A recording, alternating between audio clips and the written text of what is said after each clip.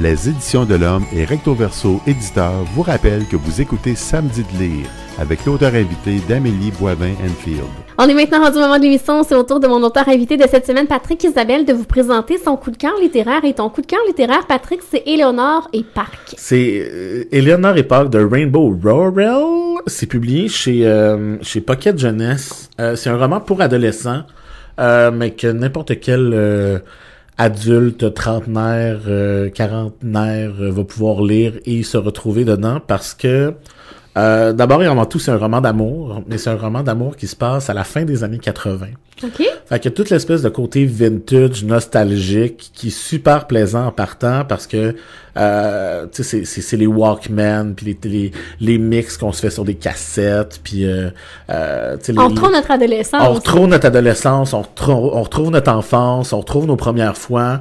Moi, c'est sûr que je me suis retrouvé beaucoup parce que j'ai vécu cette époque-là. Je sais pas à quel point un adolescent d'aujourd'hui pourrait se retrouver là-dedans, mais en partant, moi, c'est un côté qui m'a beaucoup plu de ce roman-là. Fait qu'on est en 86 en fait, puis on suit l'histoire de deux adolescents que rien au monde pourrait rapprocher parce qu'ils sont complètement différents les deux. Il y a Éléonore qui est une espèce qui est une adolescente qui vit dans une famille très pauvre, complètement dysfonctionnelle. Son beau-père est violent. Elle partage sa chambre avec ses deux frères plus jeunes. Elle est rousse, est un peu chubby. Elle a pas du beau linge. Elle s'arrange pas bien parce qu'elle s'en fout puis qu'elle a pas l'argent de toute manière pour bien s'arranger comme ça. Puis elle va arriver dans une nouvelle ville, dans une nouvelle école. Puis en rentrant dans l'autobus le matin, il y a personne qui va vouloir s'asseoir avec elle.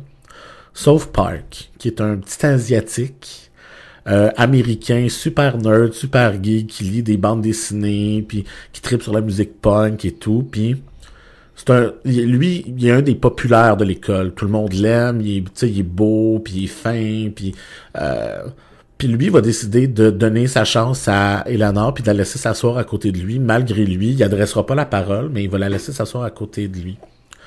Puis au fur et à mesure que le livre avance, ils vont se rapprocher, mais sans se parler. C'est comme lui, il lit des bandes dessinées dans l'autobus, puis il se rend compte à un moment donné qu'elle lit les bandes dessinées en même temps que lui dans l'autobus.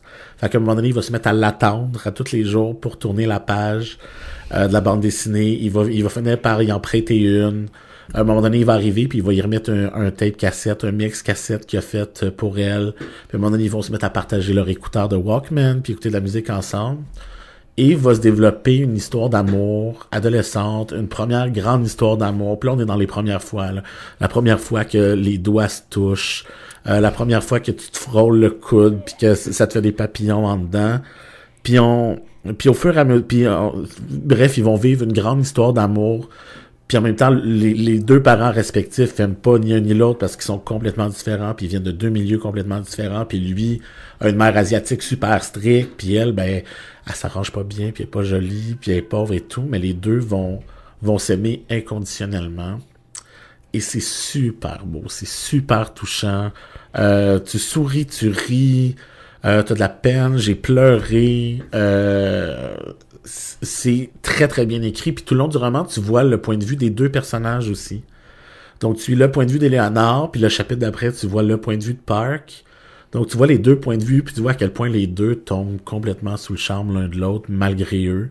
Puis même si les deux savent que c'est une histoire qui mènera jamais nulle part parce qu'ils pourront jamais être ensemble. Un peu à la Roméo et Juliette? Un peu, différent, là, c'est pas aussi tragique, époque, là, ouais, mais oui, ça serait comme une espèce de Roméo et Juliette transposée dans les années 80, là, avec de la musique punk, puis ouais. Est-ce que ça fait longtemps que ça a été publié? Ça a été publié l'an passé en français, puis je pense en anglais, c'est en 2013. Puis t'as découvert ça comment? En tant que libraire? Quand j'étais libraire à la librairie Monet, on avait reçu une épreuve non corrigée. Puis moi, tout de suite, j'ai accroché au titre, j'ai accroché au résumé. Ça m'intéressait, puis c'est dans la même lignée un peu que Nos étoiles contraires, puis que ce que Marc-Claude Muraille peut faire et tout. Fait que ça m'intriguait complètement, puis j'ai décidé de le lire. Puis je suis tombé sous le charme là, dès les premières pages. Je l'ai dévoré. Là, je pense que ça m'a pris 2 jours. J'avais passé au travers. Puis je l'ai vendu à tout le monde. Puis j'en parlais à tout le monde. Puis ça a été mon coup de cœur là, de l'année passée. C'est mon top 1 c'est mon numéro 1 dans mon top 5 de l'année passée. Ben, en tout cas, tu m'as donné envie de le lire. C'est vraiment bon. Je le conseille vraiment à tout le monde. Puis c'est vraiment une belle histoire. C'est simple, mais c'est une belle histoire d'amour. Puis avec la Saint-Valentin qui est à nos portes, il y a rien de mieux. Là. Alors, c'est Éléonore et Parc de Rainbow Rowell. Ben, merci Patrick de la belle suggestion. Ça arrête et dans les prochains instants, moi, je te présente des ouvrages que j'ai lus cette semaine. Yay!